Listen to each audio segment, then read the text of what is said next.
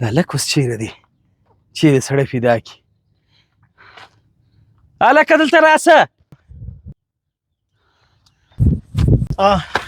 هلکه ګرده ورځ ورکې نه وایه چې دلته مېلمانه شته نشته، کور کې شی ضرورت شته که نشته، ته ګرده ورځ په کوڅو کې ګرځې. آغا جان هلته م ټوپلنډه کوله.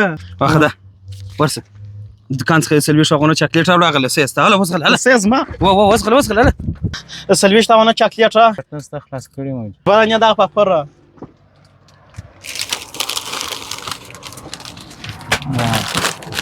عجبه خوند کوي.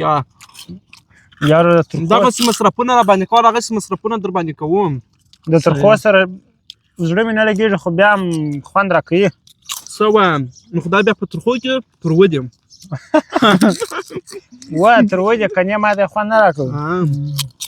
عشق نه کوي ته خو ځې نه اوس ولاړ شمه په دې خو تلي په دغه ځای چاکلیټ وړم که څه شي.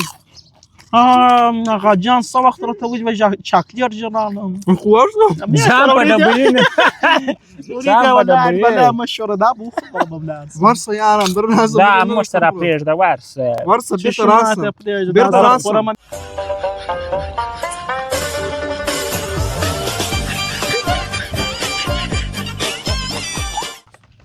دا څه چیرې ورک شو دا اوس؟ دلته مېلمه راته ناست او دی ولاړې په چاکلیټ پسې ورک شو. چاکلیټ ځینې جوړ شو. نږدې دوکان دی، دی یو ساعت کېږي چې نه دی راغلی. آغا جانه چاکلیټ دوکاندار خلاص کړي و ما خپله صحیح خرڅ کړي. واخله 40 افغانۍ ده. زه یو ساعت کېږي تا ته انتظار یم. عجبه هوښیار چې پیسې ورکړي وي او ورڅ چاکلیټ او د مټو پاپړ په لاره خوراکي د یو زوی د هغه بیا کړ. ګوره زه هم دا خوا راسي په ولو به راسي. یاره چې موږ ته رانیسته پلار بیا موږ ته وایه داسې زما زوی د خطا ایستلی زه یې نو خپله در څټه دی. دی رالی آغا جان رالی